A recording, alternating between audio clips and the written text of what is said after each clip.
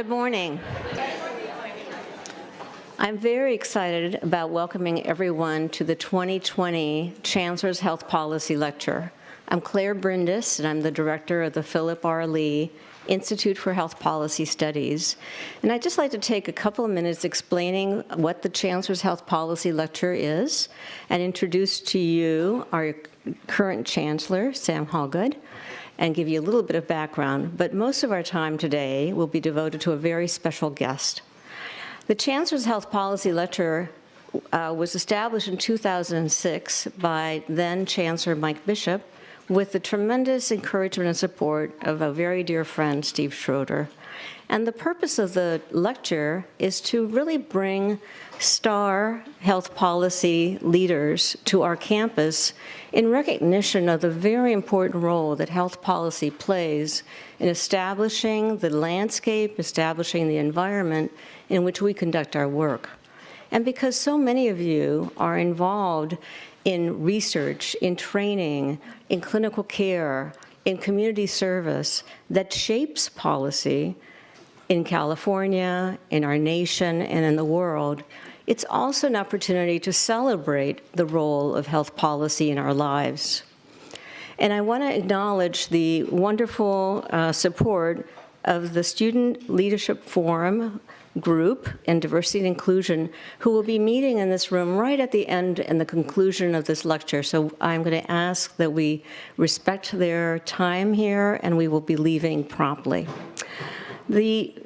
For me personally, it is really an honor to give you a little bit of background on our own Chancellor, Sam Hallgood. Sam brings a particular sensitivity to the importance of policy, both in his own professional work and in his leadership skills and responsibilities. And I want to acknowledge that he began his career at UCSF in 1982 as a research fellow, and the work that he conducted in terms of low infant-born babies with pulmonary problems contributed to massive changes in the way that we deliver health care to our most vulnerable citizens and have probably saved the lives of millions of people around the globe. It was this kind of work that helped to generate his career at UCSF, and I would hazard to guess that there are people in this room who have probably benefited from Sam's instrumental and groundbreaking research. His leadership at UCSF has included being a division chair, a division lead in the Department of Pediatrics, the chair of pediatrics, then dean, and then becoming the chancellor. Under his leadership, the school has really grown substantially, partly because of his vision and his leadership style that is very inclusive. And we are really one of the topmost research institutions, recognized both in terms of our NIH funding, but also the contributions that many of you make in the policy, research, training, and service arenas. And I want to just thank Sam for having been such a wonderful leader and welcome him to the stage.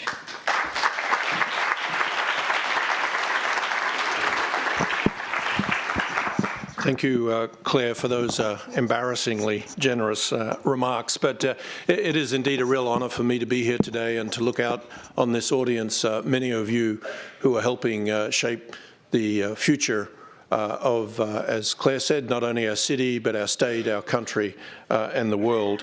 I would like also to, right at the outset, thank Claire for your remarkable leadership of the Health Policy Institute for so many years and the way that you and your team continue to shine a light on the importance of health policy and the role that health policy has in driving true transformational change at all levels of healthcare throughout the country.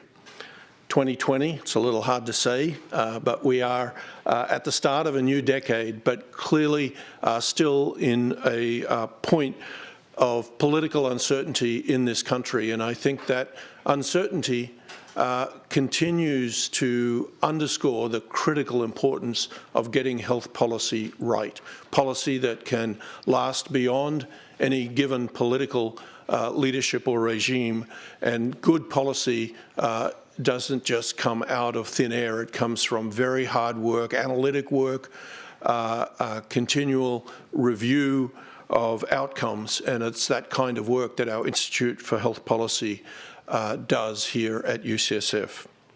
It underscores the commitment across the entirety of UCSF to the health and well-being of our own community. And by community, I not only define our community here in the Bay Area, but our community across the state of California, our community across the country of the US, and our community in our global health efforts. I'm very optimistic as I look out to this room this morning, and for those that I know will follow this online who can't be with us today, it gives me great optimism that the contributions of all of you will have profound impact on our ongoing struggles to affect health disparities amongst the most vulnerable populations that we serve. Through the efforts of many of you and others at UCSF at times clash with political sentiments, it's our strength as a university that stems from the culture that embraces these kind of challenges.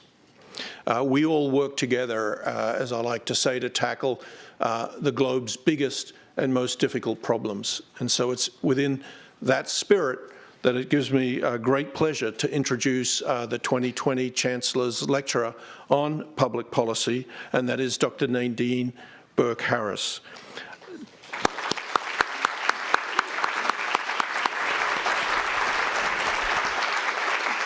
Dr. Burke Harris is an award-winning physician, researcher, and advocate who has dedicated her career to changing the way our society responds to one of the most serious, pervasive, expensive, and widespread public health crises of our time, that is childhood trauma. She was appointed, as I'm sure all of you know, as California's first ever Surgeon General by Governor Gavin Newsom in January 2019. Her career has been dedicated to serving the most vulnerable communities and combating the root causes of health disparities. We at UCSF have already had great opportunities to work closely with Dr. Harris, and I'm sure that this lecture will once again be just the start of wonderful things that we can do together. And Nadine, I pledge that UCSF will do everything we can to make your tenure as our very first Surgeon General a roaring success. So please join me in welcoming Dr. Burke Harris to the podium. Thank you.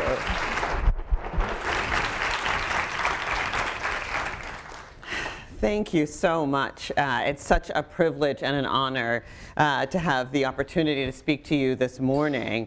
And I'm excited to jump into this conversation about applying the science of toxic stress to transform health outcomes in California.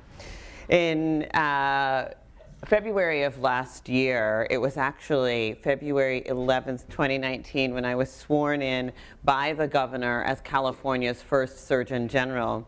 And in the governor's executive order creating the role of California Surgeon General, one of the things that he did was recognize the early adversity and recognize social determinants of health as root causes of some of the most severe, intractable, and expensive challenges that are facing California today. And that was the reason why he created the role of State Surgeon General.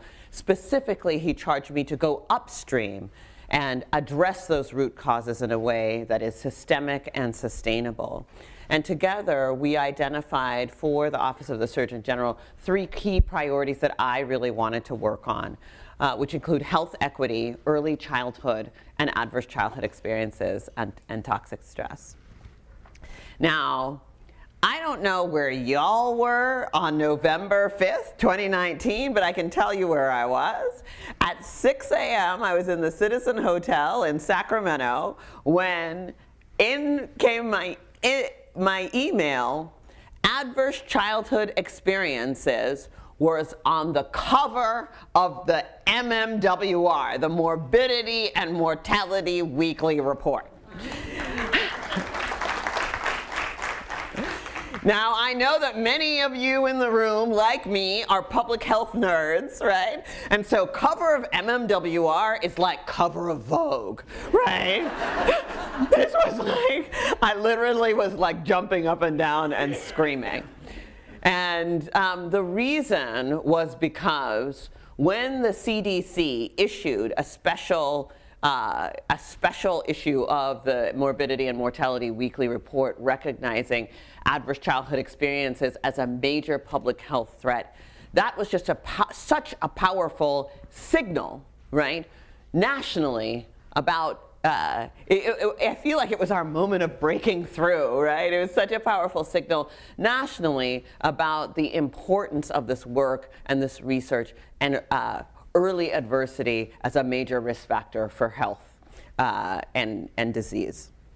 And as I jump into talking a little bit about California's approach to addressing adverse childhood experiences, I want to start by recognizing that we're talking about childhood adversity, right? And so when we're talking about ACEs, we're not talking about that other auditorium with those other folks, right? For a lot of us, right, we're talking about many of us in this room who have had these experiences.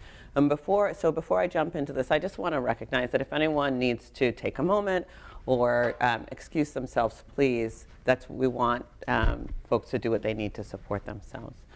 But when we talk about adverse childhood experiences, in reviewing the traditional criteria, right, as I look around the room, I know many of folks are familiar with ACEs, but just as a reminder that when we talk about ACEs, we're referring to the criteria from the ACE study, and those include the 10 criteria, including physical, emotional, and sexual abuse, physical and emotional neglect, and growing up in a household where a parent was mentally ill, substance dependent, incarcerated, where there was parental separation or divorce, or domestic violence. So these are the 10 traditional ACE criteria. We recognize that there are other adversities that are not included in that, right? Things like discrimination, being separated from your parent or caregiver through deportation or migration, right? There are lots of other adversities that weren't necessarily included, but when we look at the data, when we say for an individual who has 4 or more ACEs, their relative risk of a health condition is X, right? It's really important that we are comparing apples to apples and oranges to oranges, right? And not and being clear when we're talking about the traditional ACE criteria versus other risk factors for long-term negative health outcomes. But what the ACE study told us was 2 really, really powerful things, right? And I feel like I'm here at UCSF, I'm looking, I feel like I'm preaching to the choir, so you all could be telling me this information. But the first really important thing that it told us was that ACEs are incredibly common, right? So this doesn't just happen in certain zip codes or to certain folks, right? But when we look here in California, 62.7% of Californians have experienced at least one adverse childhood experience, and 17.6% of Californians have experienced 4 or more ACEs.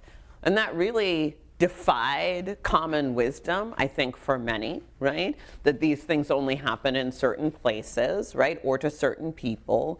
But the other piece of it that was really powerful is that the original ACE study happened in a community, was conducted in a community that was 70% Caucasian, 70% college educated, right? So really this is all of us. And when we look at the traditional ACEs data, the most recent data for which we have a full breakdown of, we have, or at least some data around racial and ethnic data, what we see is that in California, the prevalence of ACEs across different racial and ethnic groups is actually really similar, right? With our Hispanic and Latino communities reporting the highest rate of ACEs and our Asian American communities reporting the lowest rates. We also see that, as is not surprising, when we look nationally at the prevalence of ACEs, right? Among those with, moderate to upper income, the prevalence is very similar than what they saw in the ACE study. It was 13.2% of individuals having 4 or more ACEs. But among individuals who are low income, right, or in poverty, that number doubles, right? So we really see this profound effect of those who are low income being at greater risk. So the first thing that we understood was that ACEs are really common. They affect all communities, but they affect communities in poverty more severely. The second thing that they found in the study, right, was that there was a dose-response relationship between these adverse childhood experiences, right, and not just the stuff that we kind of commonly associate with having a rough childhood, right, increased risk of mental or behavioral disorders or increased risk of substance dependence, and we do see that strong association, but we see this dramatically increased risk for things like heart disease and cancer and autoimmune disease, right? And in fact, here we have a list of the 10 leading causes of death in the United States. And over the past 2 decades, since the ACE study was published, what we've identified was that ACEs dramatically increase the risk for 9 out of 10 of the leading causes of death in the US, right? Similarly, we do see, some of those kind of expected or more commonly known dose-response relationships between adverse childhood experiences and negative mental health outcomes. Substance use, homelessness, right? When we look here in California, as I'm working with my colleagues across the NASEM administration to grapple with and respond to the homelessness crisis, right? What we see is that there is this profound dose-response relationship between ACEs and homelessness. And so when we look at all of these associations, it's really easy to feel like it's gloom and doom, right? Like, oh my goodness, you have ACEs and it's so rough and it just feels like you're destined to have terrible outcomes. But for me, one of the things that's always, anyone who knows me really well will tell you that one of my favorite things to do is to try to figure out how to take a weakness and turn it into a strength, right? So, this list of, when we look at homelessness and recognizing that's such a big crisis and it's such a big priority for the administration, we see mental health is such a big priority for the administration. That list of the 9 out of 10 leading causes of death, they're expensive, right? And so one of the things that's been absolutely critical for me is recognizing that addressing ACEs is not just a moral imperative and an ethical imperative, it's also an economic imperative. And the more that we recognize that, the clearer it is that we can no longer afford not to put the resources in place to address this issue in a systematic way. And I want to say last week, 2 weeks ago, right, there was a study published that the annual cost of ACEs to the state of California for just these 8 health conditions, right? This doesn't include the cost of incarceration, this doesn't include the cost to our educational system, it doesn't include, for just these 8 health conditions, is $112.5 billion per year. That's over $1 trillion in the next decade, right? We do not have an option other than to tackle this challenge head on. Because you want to know what? You want to know what the good news is? The good news is that ACEs are not destiny, right? And what the research shows us is that with early detection and evidence-based intervention, we can transform health outcomes. But in order to do that, we have to understand the mechanism, right? We need to have that blueprint to better understand what are the levers that are going to improve these outcomes. And as Surgeon General, one of the things that I do is look back at other models of how we have effectively disrupted major public health challenges. And a great example is HIV/AIDS, right? So back in the early 80s, I'm looking around the room, there's enough people here who were around in the early 80s. I myself was in elementary school, but Anyways, so back in the early 80s, right? doctors were seeing patients come into the emergency room with these like surprisingly high rates of tuberculosis, right? And doctors say, oh, TB, I know how to treat that. Write the prescription, send them out. And then they were coming in with the surprisingly high rates of this weird pneumonia, pneumocystis pneumonia. Doctor said, gosh, you know, pneumocystis, I don't see that all that often, but I know I can look it up. Look up the treatment, take care of the patient, send them home. And then patients were coming in with this rare skin lesion, so Kaposi sarcoma. Doctor said, listen, you know what? I know I don't know how to treat that, right? Because this is really uncommon. But guess what? I have a colleague who does know. So I'm going to refer you to my colleague. He's going to patch you up. I'm going to send you out. And what happened, right? Patients kept on coming back. And when they came back, they were sicker and sicker and sicker. So much so, in fact, that it was on the cover of the MMWR, right? The Morbidity and Mortality Weekly Report. Back in, I believe it was 1981, right? And we sounded the alarm on this public health crisis, and we began to look systematically to better understand what was going on. And we figured out, oh my goodness, you know what? It's a virus. It's not just a virus, it's a retrovirus. And through the collaborative efforts of researchers across the country, we were able to develop antiretrovirals. And when we put that treatment into place, what we saw was that the death rate from HIV/AIDS plummeted. Mean mortality went from 6 months. 50% of people were dead 6 months from diagnosis to now on standard antiretroviral therapy. The life expectancy is greater than 50 years from diagnosis. Ladies and gentlemen, we did that in 30 years. Okay? And I want to point out something which is my absolute favorite part of this slide. That top line in the blue, that's the death rate for African American males. That second line in the red is the death rate for Hispanic and Latino males. And many people probably didn't think about researchers developing antiretrovirals as a tool for health equity, right? We often don't think about biomedical research as a tool for health equity. But when you have a condition that disproportionately harms those who are most marginalized, that when you develop effective interventions, right, we see that these marginalized communities are the ones who stand the most to benefit. So taking that framework and that approach, when we look to understand the biology of adversity, right,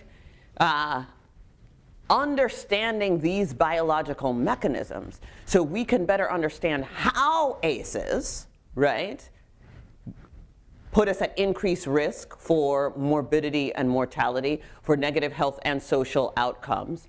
We can use that knowledge to disrupt those processes and improve outcomes. And I see a bunch of familiar faces in the room. So ladies and gentlemen, if you know this part, just go ahead and sing along, right? So how does it work, right? So you imagine you're walking in the forest. So this all boils down to our biological fight or flight response. And it works a little something like this. You're walking in the forest and you see this guy, right? What happens in our brains and bodies, right? First of all, did I scare you even a little bit? No, you know, not too bad, but just enough so you might be like, oh, okay, I get it. But what happens? Immediately, our amygdala, right, the brain's fear center, sounds the alarm, right, and activates the release of stress hormones, including adrenaline and cortisol. So our hearts start to pound. Our pupils dilate, our airways open up, right? We shunt blood to our large skeletal muscles for running and jumping, and away from that itty bitty muscle that holds your bladder closed so you might pee your pants. No judgment, right? But, so you're ready, right? You're ready to either fight that bear or run from the bear. But if you were to think about it, fighting a bear wouldn't seem like a good idea, would he? No, look at him, he's big, he's got teeth, he's got claws. And that's why our amygdala sends projections to the prefrontal cortex, right? The part that's responsible for judgment and impulse control and executive functioning, and turns it way, way down. Because if you're in a forest and there's a bear, the last thing you want is impulse control getting in the way of survival, right? And instead, what it does is it turns up the part of the brain called the noradrenergic nucleus of the locus ceruleus, or as I like to call it, the part of the brain responsible for, I don't know karate, but I do know crazy, right? Thank you, James Brown. Right? So this is the part that gets us amped up. And the less obvious thing that happens when you activate your stress response is that it also activates your immune response. Because if that bear gets his claws into you, you want your immune system to be primed to bring inflammation, to stabilize that wound so that you can live long enough to either beat that bear or get away. It's brilliant. It was evolved over millennia to save our lives from a mortal threat. But the problem is what happens when that bear comes home every night. And this biological response is activated over and over and over again. And it goes from being life-saving or adaptive to being maladaptive or health damaging. And children are especially vulnerable to this repeated activation of the stress response because their brains and bodies are just developing.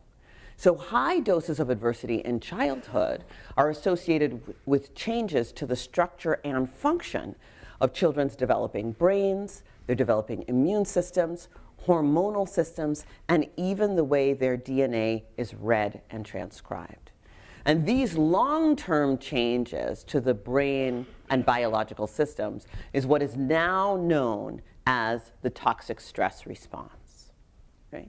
So when the ACE study was originally published, right, they say, hey, folks said, hey, listen, this information, it's great to know, but what do you want us to do with this? Because you have ACEs, and it may increase your risk of heart disease, but by the time you have the heart disease, there's nothing that you can do about the ACEs that you had in the past. Like, what are we supposed to do with this?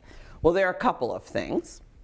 Number one is that we now understand, right, in the 2 decades since the ACE study has been published, that the signs and symptoms of toxic stress are evident as early as infancy, right? So in babies, we see increased risk of developmental delay, growth delay, failure to thrive, sleep disruption. And then as kids get older, we see a litany of symptoms from increased risk of asthma, pneumonia, viral infections, right? Moving all the way to headache and abdominal pain, increased risk of teen pregnancy, autoimmune disorders, et cetera. And as folks get older, right, what we recognize is that biological toxic stress response. I used to wonder, right, hey, I get it, these things happened to you when you were a kid, you had this overactive stress response, but then by the time you get to be an adult, you've long since left that household, right? So why would you have this continued activation of the stress response? And this is where this genetic regulatory component comes in, right? Because what we see is not only changes to the way our stress response is wired, right? So we have an increased, so that changes to the way our stress responsivity is long-term, right? But we also see increased vulnerability to subsequent stressors over the life course. And this toxic stress response, we even see that individuals, for example, women who become pregnant, women who had high ACEs who become pregnant have increased risk of negative prenatal and perinatal outcomes, and their offspring also have increased stress sensitivity and vulnerability. But, and what is so powerful, when we now understand that this is the mechanism, we can use the science to break the cycle. Because just as we talk about the activation of the stress response, just as our bodies evolved, right, this biological stress response to save our lives from a mortal threat, our bodies similarly evolved physiologic mechanisms to regulate, right, or counterbalance the stress response.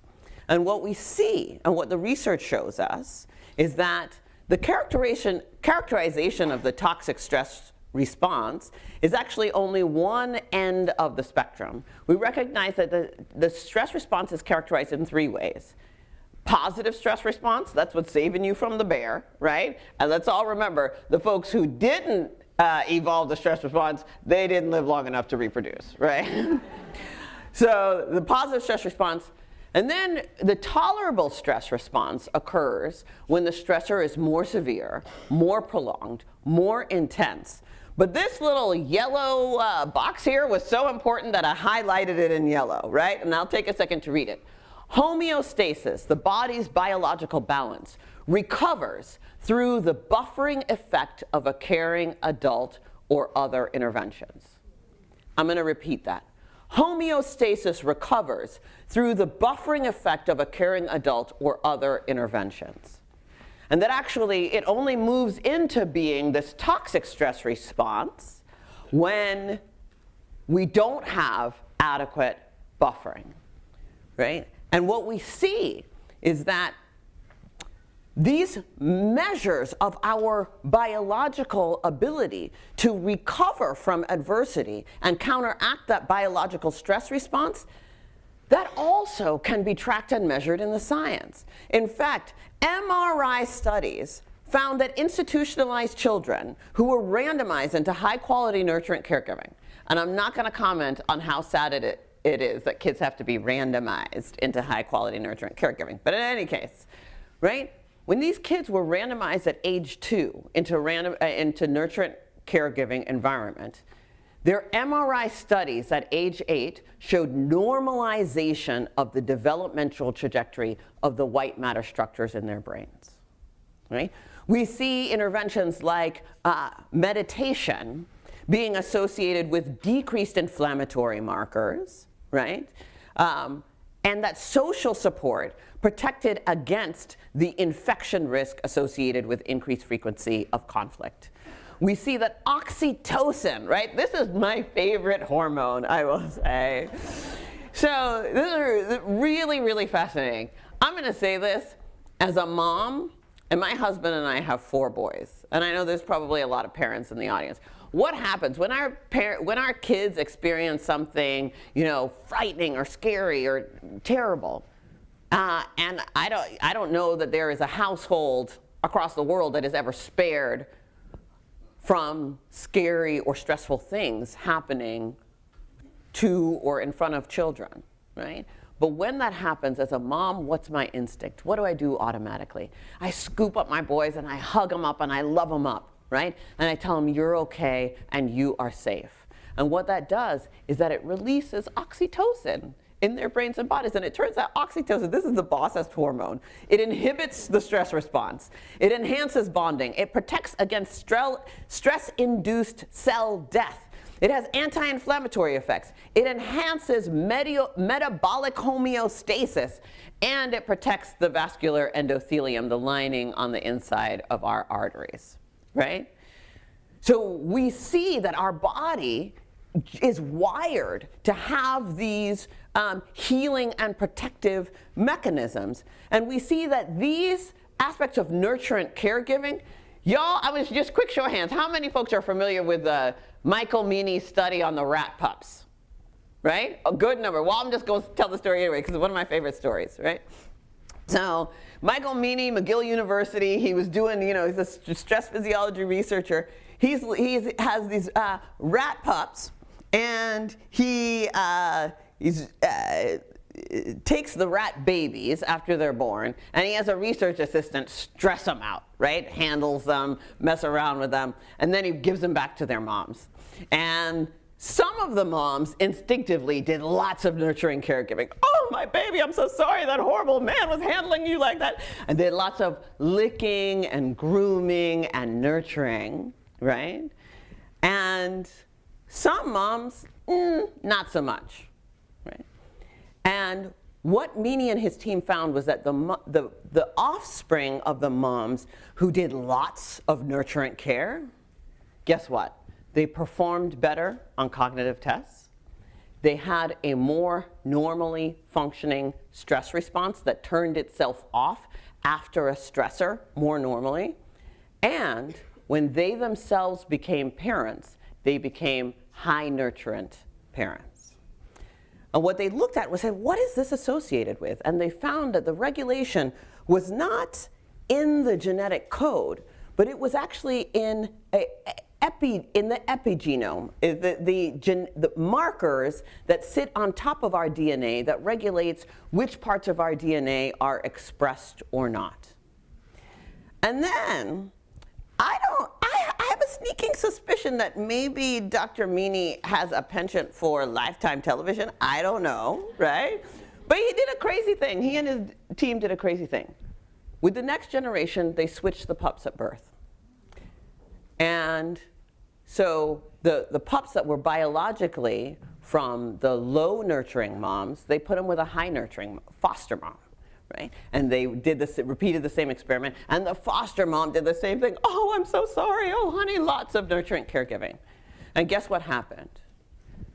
Those pups who were raised by a high nurturing mom, they performed better on cognitive tests. They had a more normally functioning stress response. They, in the next generation, became more nurturant parents.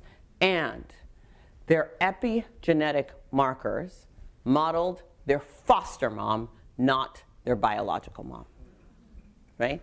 When we are talking about the power of nurturant caregiving, we are talking about the power to change our biology down to our DNA. And what we looked at, my team at my former organization, the Center for Youth Wellness, what we looked at, thousands and thousands and thousands, about 20,000 studies. We kind of summarized the literature into like 6 fast and easy steps that we can all implement at home, right? And those are sleep, exercise, nutrition, mindfulness, mental health, and healthy relationships. All of these interventions reduce stress hormones, reduce inflammation, enhance neuroplasticity, and are associated with improved epigenetic regulation. And when we are talking about the impacts of nurturant care, right, this is not just an academic exercise. A group in Wales looked at the impact of nurturant caregiving on health outcomes. And specifically, they looked at health protective behavior, like fruits and vegetable consumption. They looked at health harming behaviors, and they also looked at mental well-being. And let me just take a quick second. It's a little complicated slide, but I'm just going to take a second to walk you through it. These, the solid bars are without nurturant caregiving. The hash bars are with nurturant caregiving. So let's just point to this one right here, right? And the red is high ACEs, and the gray is no ACEs, right? So you'll see, starting over on this side, if you got high ACEs and no nurturant caregiving, those are the worst outcomes. If you have high ACEs and you have lots of nurturant caregiving, you can reduce the negative health impacts by more than half, right? In fact, for many of these outcomes, you'll see that the high ACEs, high nurturant caregiving health impacts were almost the same as the no ACEs, no nurturant caregiving, right? Very, very close. And of course, the best off are the no ACEs, high nurturant caregiving. So across the studies, what we see is that regardless of the presence of ACEs, buffering care is associated with better outcomes, full stop, right? However, for those, particular study in Wales said for those with 4 or more ACEs, the presence of all of the buffering care assets reduced the prevalence of total childhood poor health, including asthma, allergies, headache, digestive disorders, and school absenteeism from 59.8% to 21.3%. Let me tell you, if there was a drug that could reduce the prevalence of negative health outcomes from 59.8% to 21.3%, I would want to have some shares in that drug, right? This is powerful. right? We have the power to transform outcomes for the next generation. And so coming into my role as California's first Surgeon General, I have set a bold goal to cut ACEs and toxic stress in half in 1 generation.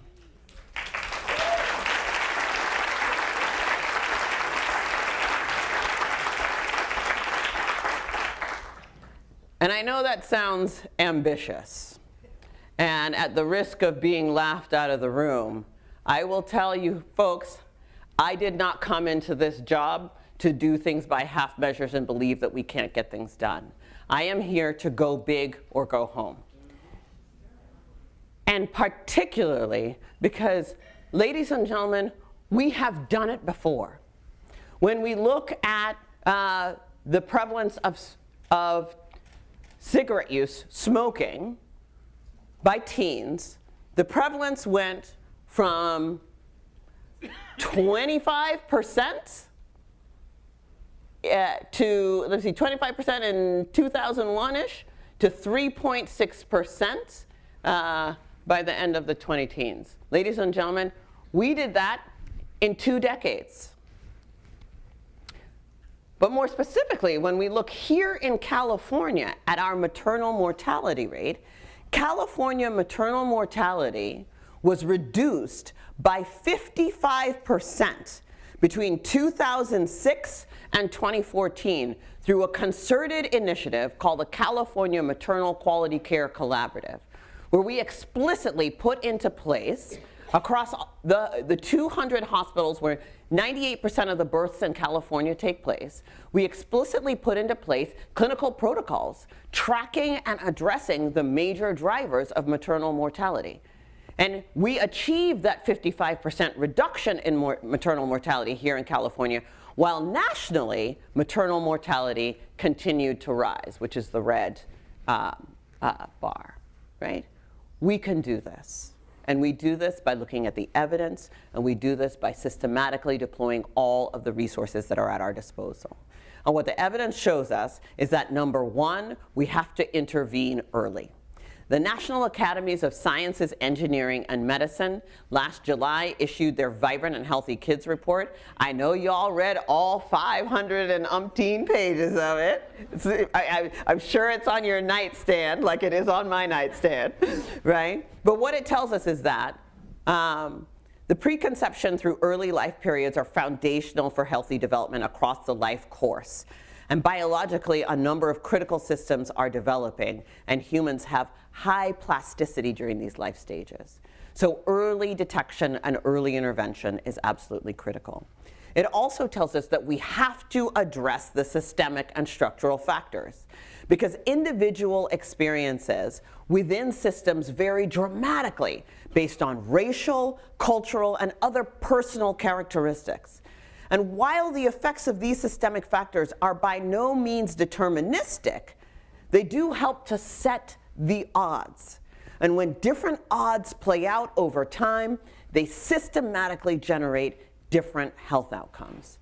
So a health equity approach requires systems to change in ways that improve opportunities for good experiences and reduce the odds of adverse exposures. And what the National Academies did was laid out this important conceptual framework where in the middle, in that dark blue, right, there's the biological, psychological, and socio-behavioral development. A lot of the biological mechanisms of toxic stress that I have been talking about earlier in my talk. But we recognize that what shapes our biological environment, what shapes whether that inflammation, the hormonal release, right, that buffering response, are family cohesion, social connections, and caregiver well-being to support healthy child development. And what shapes a caregiver's ability to be well and shape their child's development? Well, healthy living conditions, early care and education, our healthcare system. And what shapes all of that are structural inequities and our socioeconomic and political drivers. And in the Newsom administration, I promise you, right now, we have folks who are working on all fronts, right, to drive towards health and health equity to the extent possible, to shape, to infuse every aspect of each of these drivers with factors that drive towards health and well-being. And one of the key parts of that initiative is something that I'm really, really proud to be leading. Because as we also saw from the National Academies report, there was a recommendation to adopt and implement screening for trauma and adversities early in life to increase the likelihood of early detection, and an acknowledgement that this has to include creating rapid response and referral systems that can quickly bring protective resources to bear when early life adversities are detected through coordinated cross-sector expertise. So California's approach is, number one, to establish primary prevention by addressing the systemic and structural factors and deploying a coordinated public education campaign. To systematically deploy broad-scale screening for adverse childhood experiences to enable early detection and early intervention of ACEs and toxic stress. To interrupt vertical transmission of ACEs by advancing screening not only in children, but also in adults, with special focus on the prenatal and early parenting years. To coordinate and strengthen our network of referral and treatment systems to make them more effective, accountable, and easy to navigate for children, adults, and providers. And to advance the science of toxic stress and identify potential therapeutic targets, right? We need to deploy I'm waiting for the antiretrovirals for the toxic stress response, right? And to improve the efficacy of our interventions. And when we look, right, we recognize that these are all part of a larger picture. The biomedical research, the primary care screening and response, trauma-informed clinical care, our coordination of our county and local networks of care, cross-sector training and competency, and public awareness. And the Governor Newsom, in a historic investment, has dedicated more than $160 million over the course of the next 3 years to reimburse providers for screening. For once, it's not an unfunded mandate, right?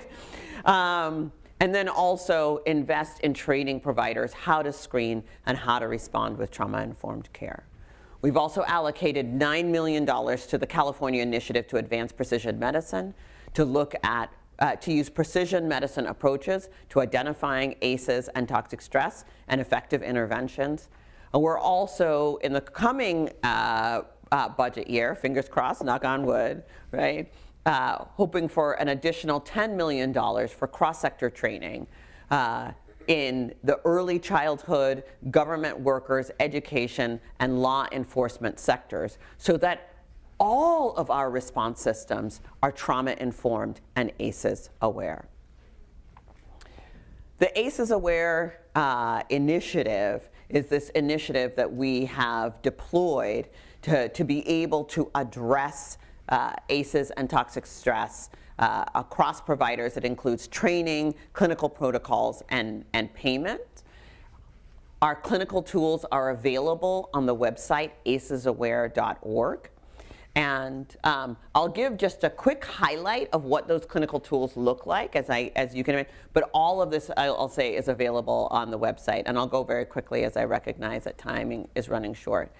So our adult screening tool looks like this. There are 2 versions. It lists the 10 traditional ACEs. And this is the de-identified version in which we ask providers, ask their patients not to say which ACEs that they have experienced, but only how many. There's also an identified version where patients can say which ones that they've experienced.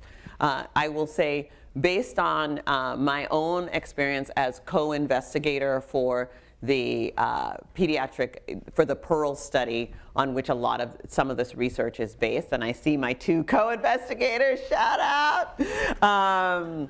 We recognize that actually the de-identified version in unpublished data, so don't be mad at me, unpublished version, but the de-identified version actually facilitated greater patient comfort and greater disclosure. So we have the adult screening tool.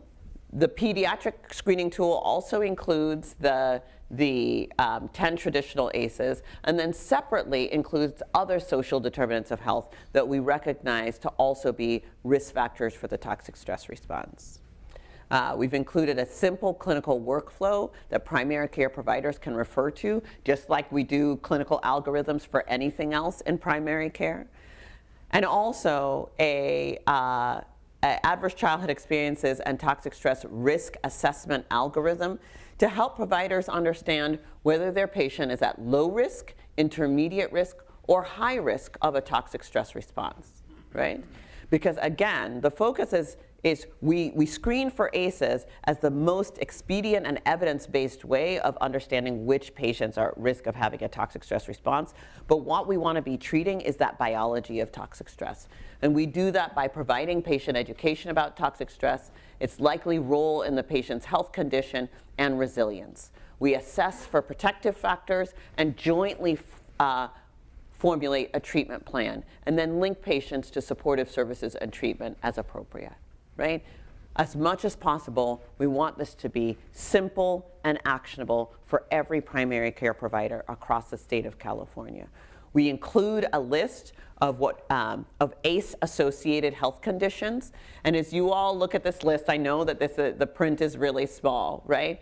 But intentionally, as the committee who worked on developing this list, one of the things that we did was we recognized that things like depression, suicide attempts, anxiety, we put those on the bottom half of the list because those are the things that people are really familiar with as being associated with ACEs.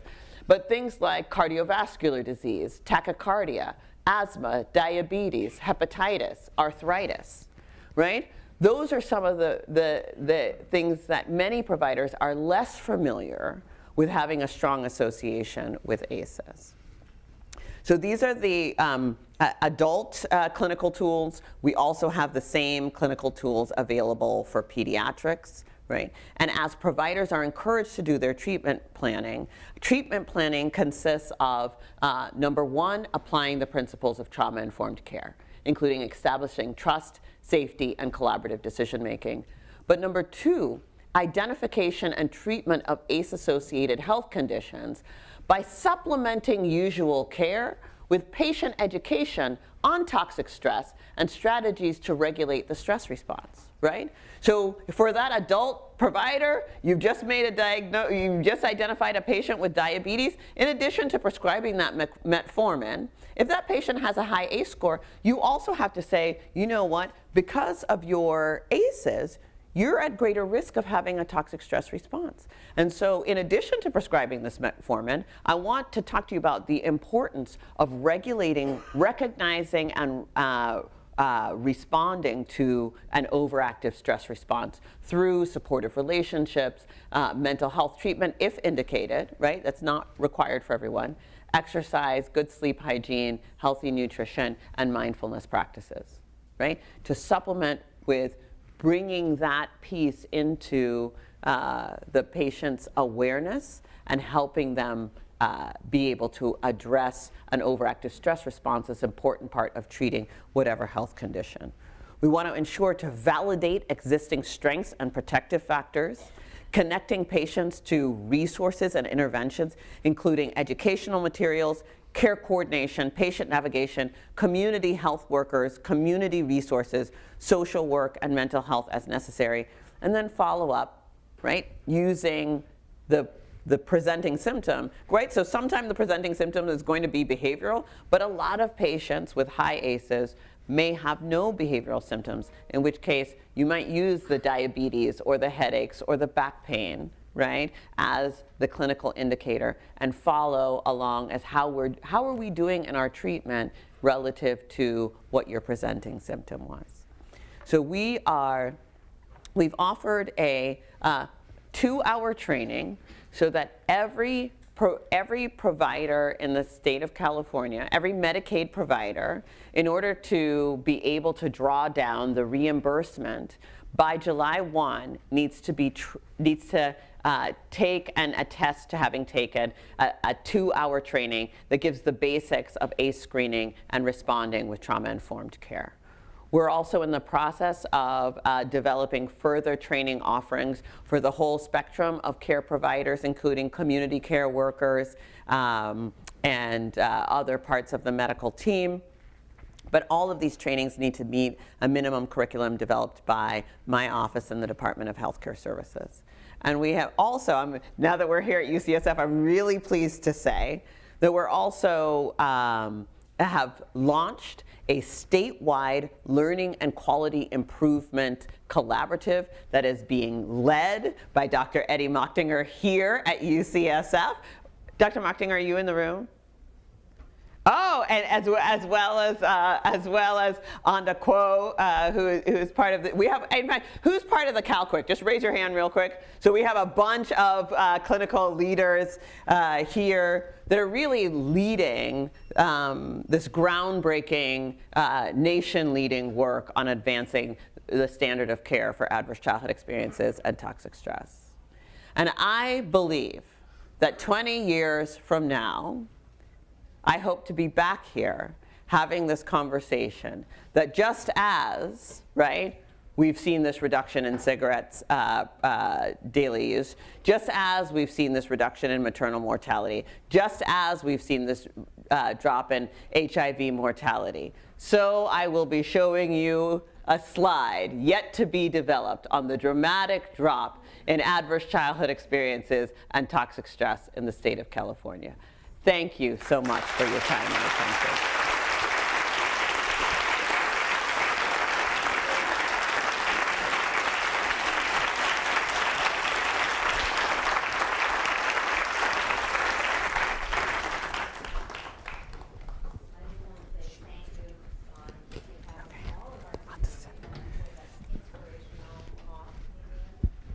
Welcome you back in 5 years, 10 years, just to give a sense about the journey. And thanks again to Sam for all of your support and for all of you to come. Let us clean the room out so that we can have the next group on community, culture, inclusion. Thank you.